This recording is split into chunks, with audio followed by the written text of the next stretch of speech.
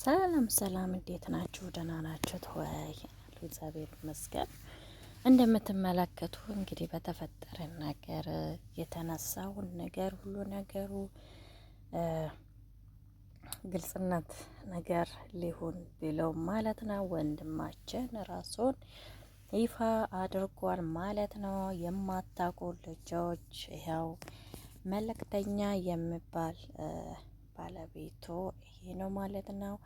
ምክንያቱ የማናውቃቸው ነገሮችን አናቆሆምና በማናቅ ነገሮቹ በተፈጠረ ነገሩ አስኖ ማንነቱን ለምንድን ነው የምትደበቀው? ማንነቴ ከምደብቅ ምናምን ብሎ ይኸው ማንነቱን ይዞላችሁ መጥተው እናንተ ያው ያለማታውቁ ሰዎች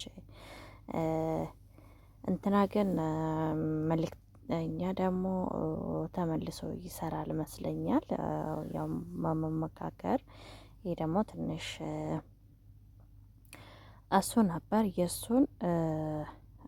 የሱን ስተቱ የሱ እንትና ያለው ባለቤቱ ደግሞ እኔ ነኝ ምናምን ብሎት ነበረ። እሱ ደግሞ እኔ ነኝ እንትና እያልኩት እየቀረስኩት እኔ ነኝ ምናምን ብሎ ነበረ። ግን እንዳለው ሳይሆን እሱ እንትና እንዳለው ማለት ነው።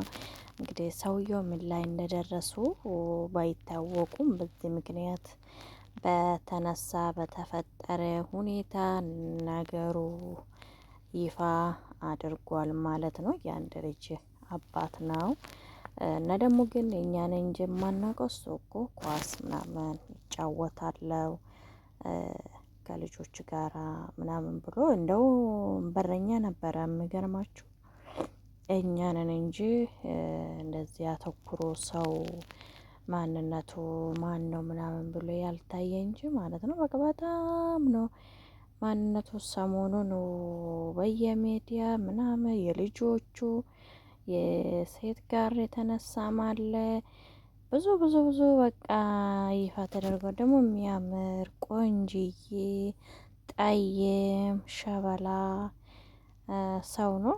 የሚገርማችሁ በጣም የሚያምር ሰውዬው ነው። በጣም ቆንጅዬ ነው። ወጣት ነው ገና ማለት ነው። በነገራችን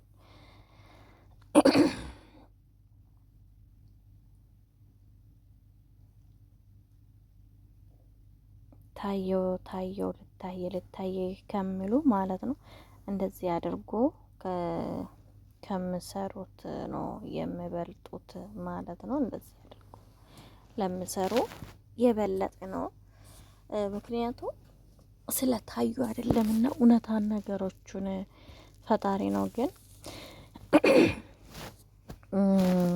በዛ በተፈጠረ ነገሩ ስራ በዚህ ወቅቱ ማቆም አልነበረበትም። የእውነት መታየትም አልነበረበትም። የእውነት የአባታችን የሆነው ተጠርቶ በገንዘቡ የባማን ነበረ የገባ ማን ነው ብሎ ባንክ ይሄን ያውቃል ነበረ። እሱን በደንብ አድርጎ በህጉ ቢያጣሩና ባንኩ በማን እንደሆነ እንዴት ሊተላለፍ የቻለ ብሩ ከዚህ ወጥቶ ደግሞ ማን ነው ሰውየው ቁጥሩስ ሰውየው ባለቤቱ አካውንቱስ ይሄ ሁሉ ተጠርቶ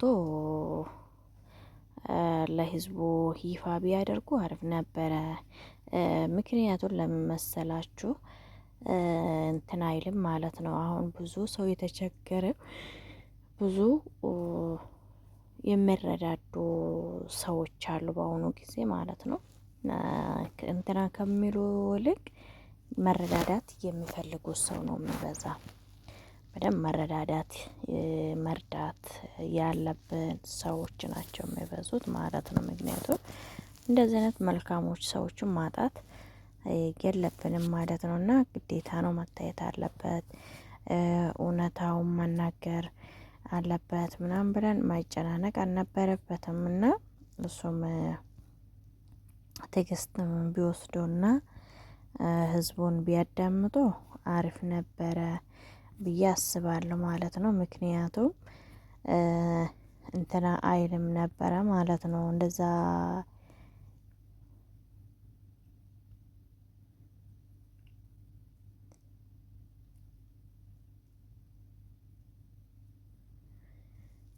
እንትና ይልን ነበረ ማለት ነው።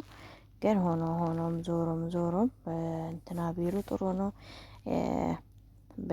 በስተካከሉና መልሶ በፊቱ ስራውን ቢጀምር ብሰራ ለሀገራችን በአሁኑ ለሚቸገሩ ሰዎች በስነ ስርዓቱ ገንዘቡን ያደርሳል፣ ይረዳዳሉ። ግን ያሰው አልተመቸውም መሰልና ታይተዋል። እንግዲህ ማንነቱን ካላሳየው ብሎ አሳይ። እንግዲህ እንዴት ወደዳችሁት? ምን ይመሰላችሁት? እንግዲህ ይሄን ይመስላል። ጥቁሩ እየጠየም ቆንጆ ይመስላል ማለት ነው። ታይቷል እና ላይክ አድርጎ ሼርም ሰብስክራይብ ማድረጋቸውን አትርሱ ማለት ነው። ስታረጉ ደግሞ በደውል ላይ ያደርጉት ማለት ነው። ምክንያቱም እምለቃችን ነገሮቹ አዳዲስ ነገሮቹ ቶሎ ይደርሳችኋል ማለት ነው። በነገራችን በዚህ በተነሳ መታየቱ በጀመሩ ደግሞ እንትና ቢታየ ጥሩ ነው። ጆከር ማለት ነው። በዚህ በነካ እጃቸው ጆከርን ቢታየው ከጆከር ደግሞ እሱን ብዙ ሰው ማየት ይፈልጋል ማለት ነው። እና ስንት ሚሊዮን ራሱ ይሰጣል ተብሎ ረሶ አልወጣም ምናምን ያለ ማለት ማየት የምፈልጉ ብዙ ሰው ነው። በነገራችን እንደዚህ የሚደባበቁ ሰዎች በጣም ቆንጅዬ ቁም ነገረኛ ናቸው።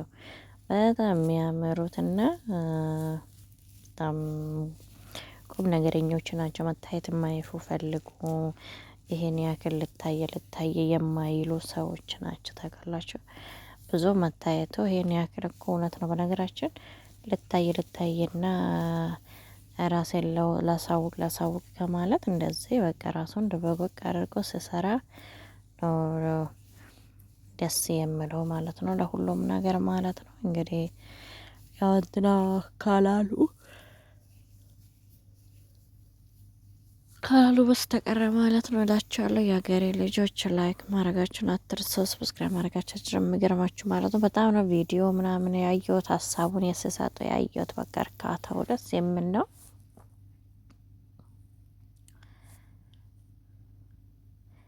አነጋገሩ ምናምን በጣም የምሰምጣችሁ ደስ የሚል ስርዓት ያለው ልጅ ነው። በቃ እንትን አያቶ እና በትዳርም ለምን እንደተለያየ እና አሁን ተመችቶናል አለ። ሁላችንም ለየብቻ ህይወታችን ነው እየኖርን ያለን ምናምን ብሏል። ወንድ ልጅ ሴት ልጅም አለው ግን የሱ ይሁን የሌላ ግን ይሁን አላውቅም። እና ሴቶች ደግሞ ትዳር አለው ወይ ምናምን አትበሉ። ትዳር የለውም ግን ልጅ አለው ማለት ነው። ልጅ አባት ነው። በቃ ሰምታችሁታል። አደረስናችሁ። ማገቡ የምትፈልጉ አግቡት ማለት ነው። ያዝ አድርጎ እንግዲህ ቆንጂትዋ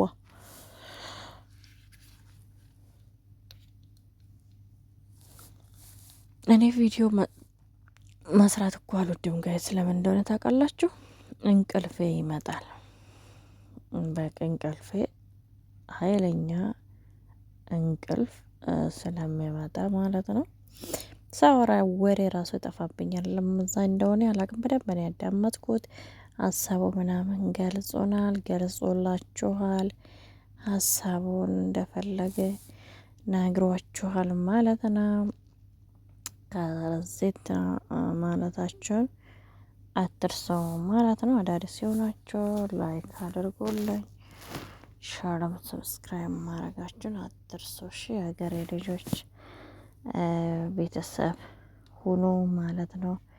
አዳዲስ ነገሮቹን ስለቅ ቶሎ ይደርሳቸዋል ማለት ነው።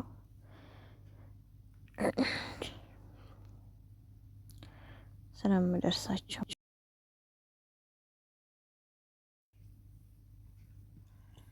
እና ደህና ቆዩልኝ እላችኋለሁ ማለት ነው። ደውል ላይ አድርጉ ያለውን ነገር እንትን እላችኋለሁ ማለት ነው። የሀገሬ ልጆች ከልብ ከልብ አመሰግናችኋለሁ ከኔ ጋር ለቆያችሁ ሀሳባችሁን ለምታጋሩኝ ማለት ነው። አጋሩኝ እላችኋለሁ የሀገሬ ልጆች ከልብ ከልብ ነው ምስጋናዬ። መልካም ቆይታ መልካም ሰነበቱልኝ እምላችሁ ናቸው። ቻው ደውል ላድርጉሽ